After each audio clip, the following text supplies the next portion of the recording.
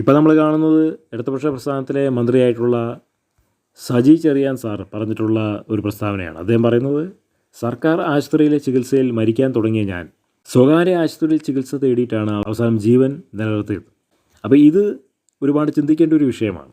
കാരണം സർക്കാർ ആശുപത്രികളിൽ അതിന് പറ്റുന്ന സൗകര്യങ്ങളില്ല എന്നുള്ളതാണ് ഈ വാക്കുകളിൽ നിന്ന് മനസ്സിലാവുന്നത്. സ്വകാര്യ ആശുപത്രിയിൽ മാത്രമേ സൗകര്യങ്ങളുള്ളൂ. അതുകൊണ്ട് ഭൂരിപക്ഷം പേരും പോകുന്നത് സ്വകാര്യ ആശുപത്രികളിലാണ്. സർക്കാർ ആശുപത്രിയിൽ പോകാറില്ല. കാരണം സർക്കാർ ആശുപത്രിയിൽ ഒന്നാമത്തെ കാര്യം വൃത്തിയില്ല, മെനയില്ല, സൗകര്യങ്ങൾ വളരെ വളരെ വളരെ വളരെ കുറവാണ്, യാതൊരു ഗ്യാരൻറ്റിയില്ല, വാറൻറ്റിയില്ല. അപ്പോൾ ഇത് കേരള സർക്കാരിൻ്റെ കാര്യക്ഷമതയില്ലാത്ത മാനേജ്മെൻറ്റിൻ്റെ പ്രശ്നമാണ്. കാരണം ലോകത്തിലെ എല്ലാ രാജ്യങ്ങളിലും സർക്കാർ ആശുപത്രികളാണ് ഏറ്റവും മുന്നിട്ട് നിൽക്കുന്നത്.